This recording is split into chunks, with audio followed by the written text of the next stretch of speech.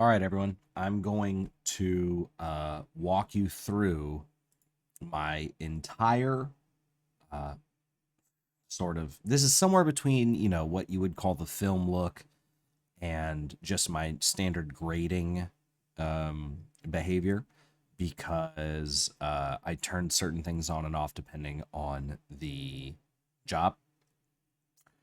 Some of these things will be vaguely proprietary, but well, some of them actually proprietary. Like you might have to buy something, but um, I'm hopped up on Dayquil, so I'm just gonna give it all away. All right. So this is how personally I think you can achieve the best look out of your footage that looks natural.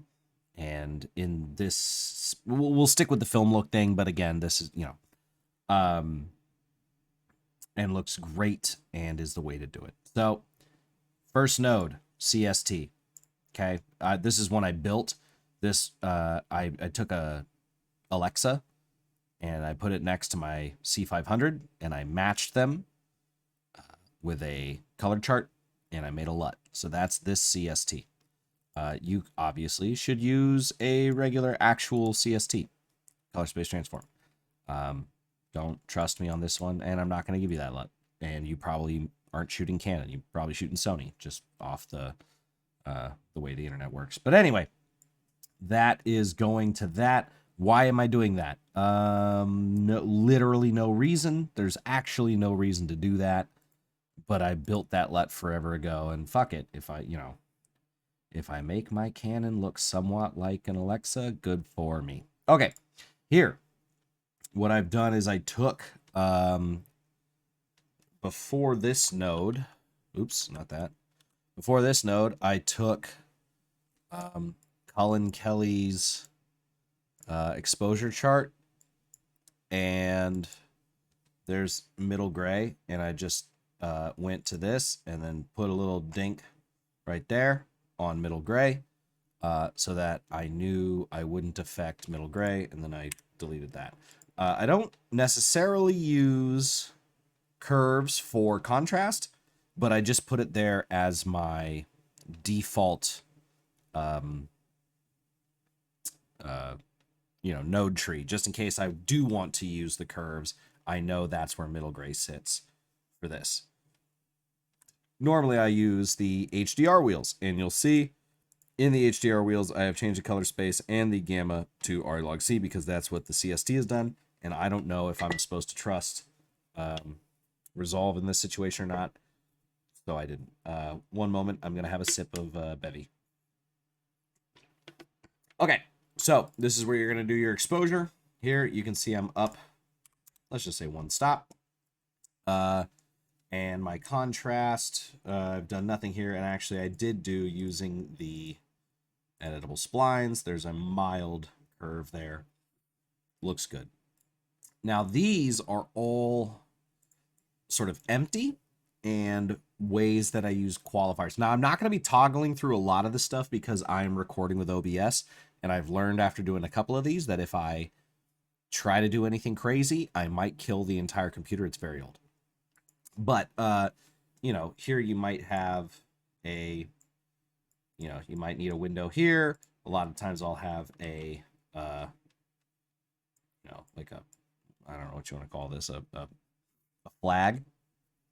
But I have four options. This one, as you can see, is depth map. Now, if I were to turn that on, my entire world would explode. So I'm not going to turn it on. But depth map is an interesting way. As you can see, it has, well, these are all outside nodes. But depth map is a great way to get a sort of semi-perfect mask. Again, my computer's old, so the magic mask thing down here is like gonna kill me. So if I ever need to affect the image in a way that is natural with like light or whatever, I will activate depth map and then color correct from there. It's really just another tool. These are my 4 or more, depending if I need them, lighting, and sometimes color, but usually lighting, palette tools, whatever. From there, Tetra. This is the Tetra Inter Black Point. You can find it for free on Substack? I don't know, wherever they put that, all the free stuff, coders put it. And the reason I use the Black Point one is because they have black, red, green, blue, and white, red, green, blue. And that's how I do my color, my white balance, right? So we'll see how slow it's going. So this, normally it's not this slow, but we're really, and I have all the stuff on, all my extra stuff, which we'll get to in a second. But that's how I'll do my white balance. And then if I need to, I will adjust colors using these. But really, this is kind of my white balance thingy. So I do light first, mostly, and maybe some mild color, and then global color overall with Tetra. Then, this is the little trick I learned from Oren Sofer when he was on my podcast, Frame and Reference. And I asked him about, the FX3 doesn't look amazing straight out of camera. How'd you get it to look so good? And he goes, actually, there was one thing. Go listen to the episode. There's context. But basically, this isn't what he said he did. This is what I intuited from what he said. So this is my version of his thingy. I'm not saying this is what he did, but this is what I gleaned from it, and I feel like it looks good, so I'm just going to say it was his idea, but if he thinks it looks bad, then say it was my idea. Basically, here, I'll make a new one. Basically, I took, stop. There we go. I took these, moved them up. No, not like that. What the hell?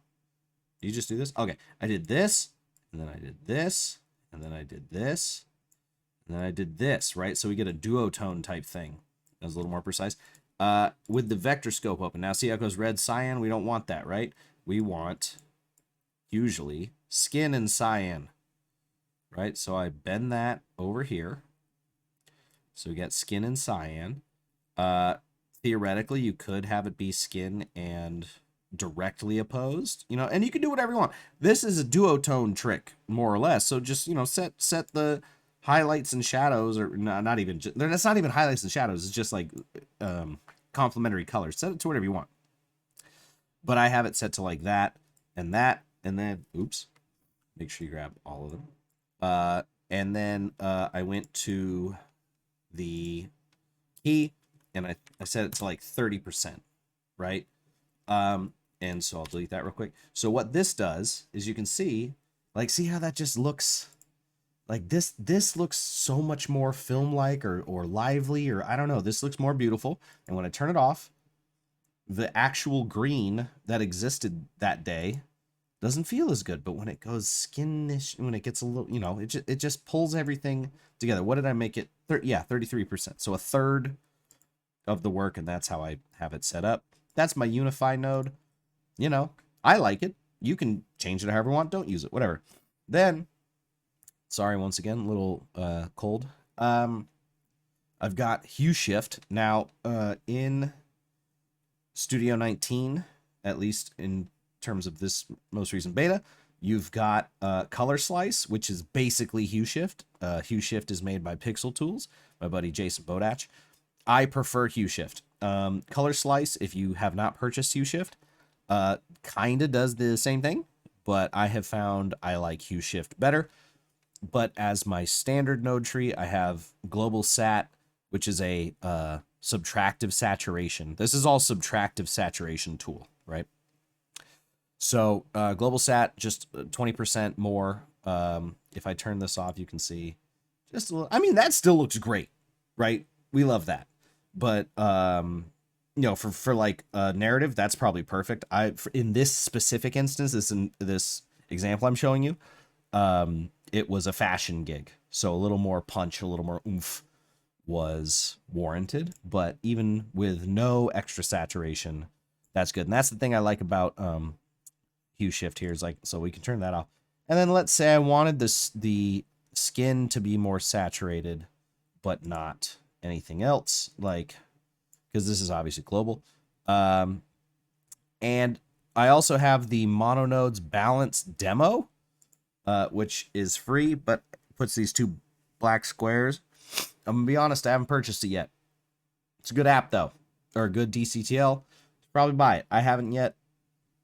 I'm a lazy piece of shit, but I'll turn that on, and then I'll go to hue shift once I've done all my tetra stuff and all my qualifications, and then I will go into here in the hue, and I will make sure that the skin looks good on the skin check, and I turn that right back off, and there we go. Boom. That shit looks lovely. And yeah, I don't know what blue, more blue. Why not? And the nice thing about hue shift, and obviously the color slice does this, is you can see like what each thing. Here's what's funny. You would think plants would be green. No, they are yellow on color slice and in hue shift. Yellow. Look at all the plants. For some reason, they're yellow. Every tree I've ever seen in Resolve is yellow, not green, whatever. Skin tones, there you go. So you can select those and then decide, you know, if you want them to be more saturated. Maybe these hills are a little too aggressive, so we can go to the cyan here. And maybe... no, let's leave the density, but let's remove the saturation so it's not so... There you go. That looks kind of natural. And maybe we'll just add 10% global. No, we'll bring the saturation down even more. There you go. Whatever. That looks great, right? Okay, here's the business. Halation, right? When you look at... I was just watching Stargate SG-1, which was shot on 16mm film for the first 3 seasons. And I noticed that the halation was only at the absolute hottest parts. I think people have been looking at CineStill 800 and think that that's what halation is, that it should be hella bloomy and just all over the place, and it's only on like high contrast edges. So if we go to view isolated regions, like, yeah, see this reflection here, right? Let's turn off halation. That on film, that is probably the only thing that would blow out if this was our exposure. Now, if our exposure was way higher, right? See how the skin starts to go? Well, maybe that's a little too much for example purposes. But view isolate right now. See, we have some skin, right? So if we turn it off and on, see how her cheek and her arm, see how they... maybe you can't see, actually. I can see it here, but it should be subtle. Halation should be... It is an artifact. It is not what film looks like. It is what film looks like when it falls apart. So it should only be your most aggressive... it should only apply to your most aggressive, brightest elements. But I leave it on there, and it just catches... I have it set thresholds 0.4. I don't know. I don't even think I changed anything else yet. But it really should only apply to the absolute peaked out, clipped stuff. Halation is for clipping, not for highlights. Okay. Lens. This is a crazy trick that I learned from someone on YouTube that I will... hold on one second. Sorry, I had to sneeze. I learned this trick on YouTube. I will link them in the comments, but basically it was these two nodes. So when this lens compound node is where I put all my lens stuff. So I have scatter, the DCTL scatter, which is incredible. Incredible. It is Eric Messerschmidt, once again, on Frame and Reference, the cinematography podcast I have. He was telling me that we were talking about Ferrari, but for the podcast, but in the moment we were talking about Mindhunter, and he was telling me that someone turned him on to scatter, and they used scatter on not Mindhunter, sorry, the killer. So I gave it a shot, tested it out. It's damn near identical. So if you want diffusion, just stop doing it on the lens unless you're pressed for time. If you are the shooter and the colorist, scatter. It's great. Bulge. This was kind of something that Vashi Nedemansky put out forever ago to emulate the 40 millimeter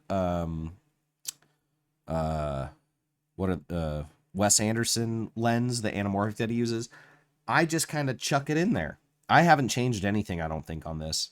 But I think a barrel distortion looks very lensy. I shot this on a Sigma 18-35, so it's incredibly clean. Now, you'll recall, pardon me, you'll recall at the beginning of this episode, I said, you turn things on and off, right? So if you have a very characterful lens, maybe you don't do the lens emulation. You just turn it off. But what it's doing here is it's doing this blur thing. So this is the thing I found from the other YouTuber that I will link. If you attempt to make a vignette, essentially, what do you call this? A mask, and just go to the blur thing, it does not transition correctly and it looks fake. What this person found was that, and it's brilliant, is that if you make the selection, you make the mask in this node, and then here use the lens blur in the tilt shift blur DCTL, and then map the source from second input, and then have the second input be the mask from the power window, second input.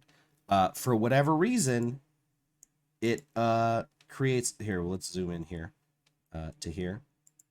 It creates a very realistic fall off. Incredibly realistic fall off. And the more nuanced, the better, right? You don't want this to like show up. You don't want this to draw attention to itself. So the fact that it's so subtle, and you can dial out the subtlety if you use any of this, really. I mean, you use the settings. Again, I'll link the video so you can see there how they do it.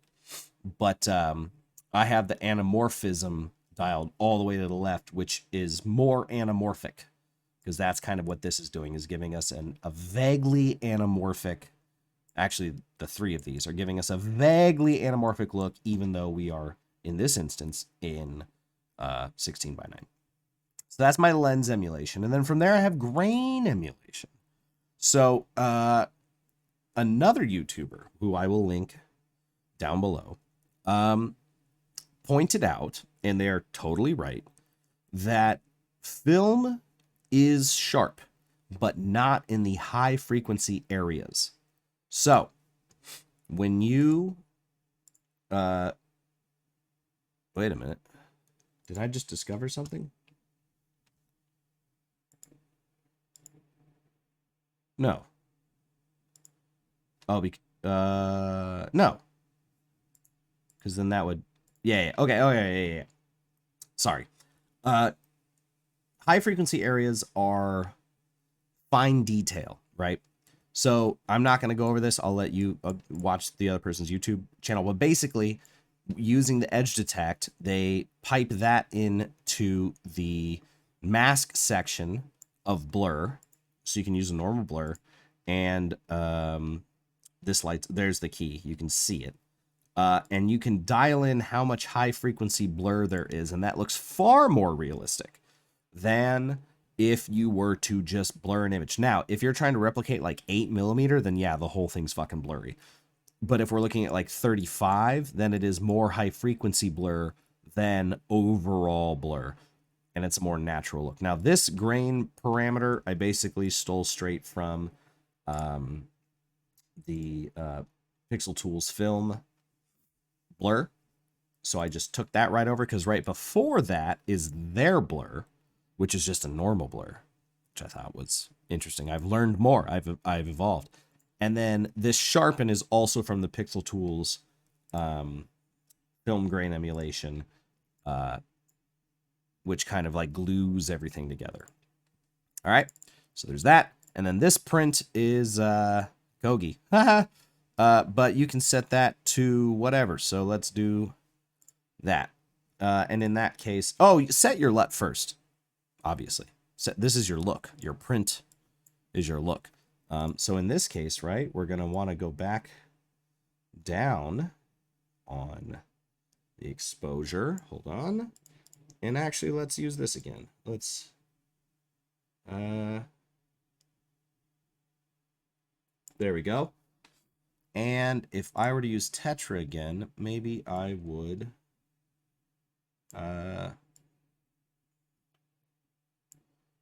here's the issue. Kogi's old as shit. I don't think any of you have that.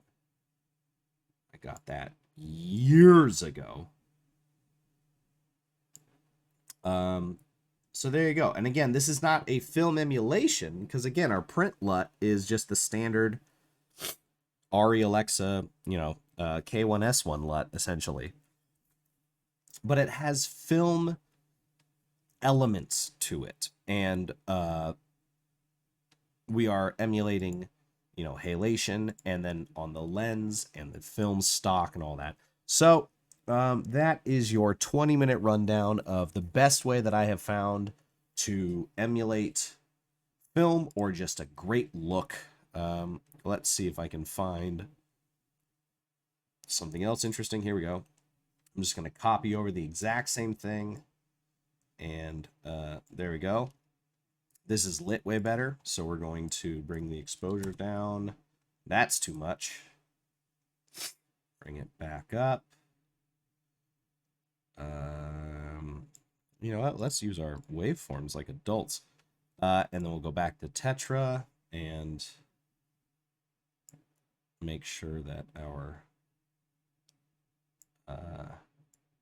now again, this is just preference. This is not correct or incorrect.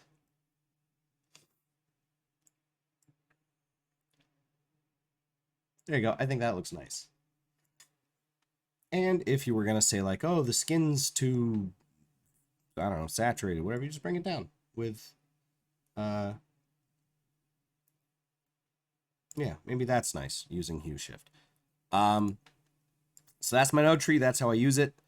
I think that is pretty good for you. If you don't have any of these plugins, use a regular CST there, use a LUT or a CST here.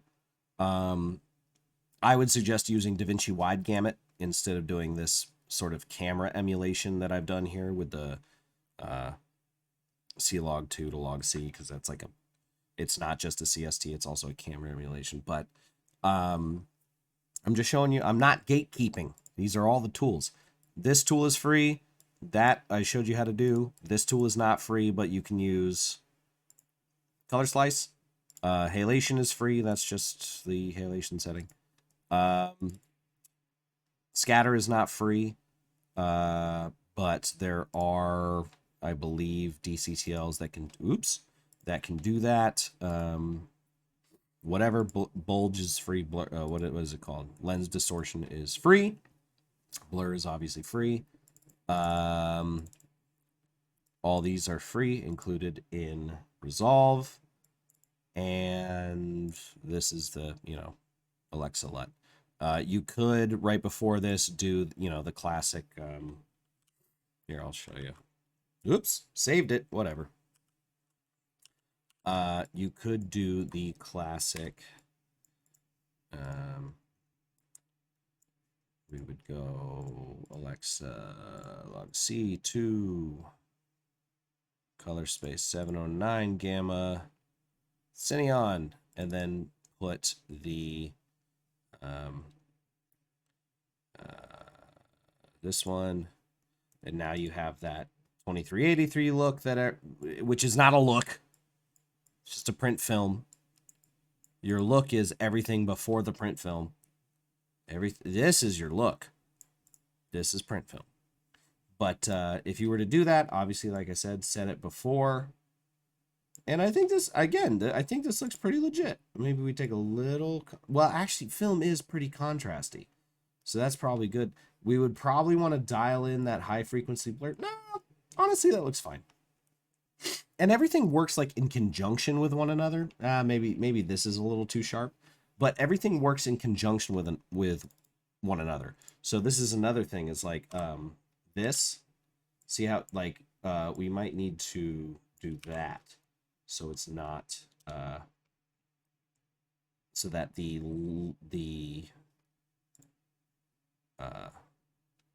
lens blur is not affecting her as much as it is, because again, this is our anamorphic thing, right? The grain blur, the high frequency blur, is the one that we're doing. You notice I've left myself a note, adjust gamma. So if we go in here, and I think this is like a little too high frequency, I'll just go the other way. Actually, if we're doing like 16, that's probably good, honestly. But you adjust as you see fit. Maybe we do 0.3. That feels more realistic. And if I can't show that because of this. Anyway, just play around with it, right? I'm just showing you the way I used it once. Not on the official video. This is all stuff I learned after. But there you go. That's not gatekeeping. That's how I think you should do film emulation. If you were to actually do film emulation for free without like Dehancer or anything, I would use the inbuilt LUT 2383, because again, that is a print LUT, or a print film. Everything before that is the film look. This is just a contrast curve, basically. You know, this is a physical, in reality, 2383, the print stock, is a physical CST, right? So this is your film look. This is a CST to 709, essentially, basically. But there you go. And also, if you're going to use the mononodes DCTL, you should probably buy it. I should probably buy it. Okay, so not 20 minutes, 27 minutes. That's it, though. Goodbye. Good. Have fun. Hope this helps. Bye.